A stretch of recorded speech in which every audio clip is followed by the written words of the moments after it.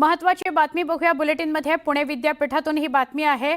विद्यार्थ्यांचा मोर्चा निघाला, विद्यापीठाच्या गेटपर्यंत आला। विद्यापीठाचं गेट ओलांडून विद्यार्थी आत घुसले आणि सध्या विद्यार्थी सगळे हे कुलगुरूंच्या दालनाची जी इमारत आहे त्याच्या समोर ठिय्या मांडून बसलेले आहेत, घोषणाबाजी करत आहेत। कॅरी ऑनची मागणी आणि इतर 2 मागण्या म्हणजे एकूण 3 महत्त्वाच्या मागण्यांकरता अभियांत्रिकीचे विद्यार्थी आक्रमक झालेले आहेत। कुलगुरूंनी यावं आणि आमचं निवेदन स्वीकारावं याकरता सगळे विद्यार्थी आक्रमक झालेत आणि घोषणाबाजी करतायत। कॅरी ऑनच्या मागणीकरता ही घोषणाबाजी सुरू आहे। पुणे विद्यापीठात ही घोषणाबाजी सुरू आहे। साधारणपणे 400-500हून अधिक विद्यार्थी एकत्र जमलेले आहेत आणि ते आंदोलनामध्ये सहभागी झालेले आहेत। बॅरिकेडिंग बाजूला करून गेटवर चढून हे आंदोलन करण्यात आलं आणि गेट ओलांडून विद्यार्थी सगळे आतमध्ये आले। पोलिसांना त्यांना थांबवणं शक्य झालं नाही आणि मग कुलगुरूंच्या इमारतीसमोर हे सगळे घोषणाबाजी करत ठिय्या आंदोलन करत बसलेले आहेत।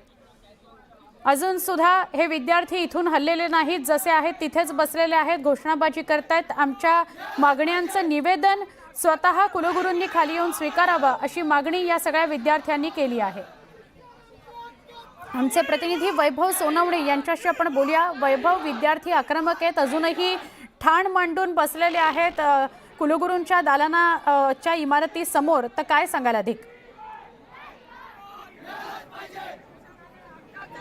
सुवर्ण ग्रेस मार्क्स आणि त्यामुळे मिळणारा कॅरी ऑन यासाठी हे विद्यार्थी जे आहेत ते आज सकाळ गेले तासभर आंदोलन करतायत। विद्यापीठाची मुख्य इमारत जी आहे या मुख्य इमारतीच्या भोवती जो गेट आहे या गेटवरून काही मुलं उड्या मारून आतमध्ये आली आणि त्यानंतर हे सगळे विद्यार्थी जे आहेत ते आतमध्ये आले।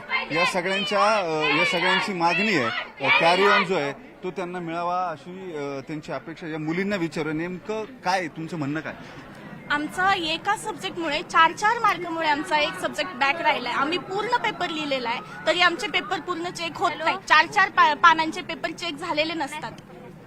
फोटोकॉपीमध्ये प्रॉब्लेम्स आहेत। आमचे ग्रेस मार्क्स आहेत ना, ते काहींना 28 ग्रेस मार्क्स दिलेले आहेत। म्हणजे आपण युनिव्हर्सिटी 70 मार्क्स पैकी फक्त 10% त्यांना ग्रेस मार्क्स देऊ शकते। आम्हाला एका मार्काचा ग्रेस मार्क्स दिलेला नाहीये, लोकांना 28 मार्काचा ग्रेस मार्क्स दिलाय। नेक्स्ट आमचे एका सब्जेक्टमुळे पूर्ण वर्ष व्हायला जाते। असं इथे कितीतरी विद्यार्थी की ज्यांचं ऑलरेडी 1 वर्ष व्हायला गेले, आता परत 1 वर्ष व्हायला जाणार। म्हणजे 2-2 वर्षाचे गॅप पडल्यावर पुढे शिक्षणात लक्ष लागत नाही, मुलं डिप्रेशनमध्ये जात आहे, सुसाईड करताय। याला जबाबदार कोण आहे? ठीक आहे, मग आता तुम्ही काय कुलगुरूंना भेटले, काय तुमचे प्रतिनिधी गेले, काय झालं पुढे? तर मागच्या 8 तारखेला आम्ही आंदोलन काढलं होतं, तेव्हा कुलगुरू बोलले की आम्ही 4 दिवस विचार करू, 12 तारखेला तुम्हाला रिझल्ट देऊ, पॉझिटिव्ह रिझल्ट देऊ। पण आजपर्यंत आज 14 तारीख आहे, आजपर्यंत आम्हाला काही पॉझिटिव्ह रिझल्ट आलेला नाही। आमचे रिझल्ट अपडेट होतात। आमचा आता स्वतःचा रिझल्ट एकदा पास केला, एकदा नापास केलं, परत पास केलं। असं कितीतरी मुलं आहेत की ज्यांना पास करतात, नापास करतात। आम्ही नक्की मानायचं काय? कोणता रिझल्ट आम्ही पकडायचा? म्हणजे अजूनपर्यंत तुम्हाला काही उत्तर ठोस मिळालं नाही? हा, मग आता आम्हाला फेल केलेलं आहे। आता म्हणतायत की हेच तुमचे रिझल्ट आहे। ठीक आहे, या विद्यार्थ्यांना नापास करण्यात आले आणि त्याच्या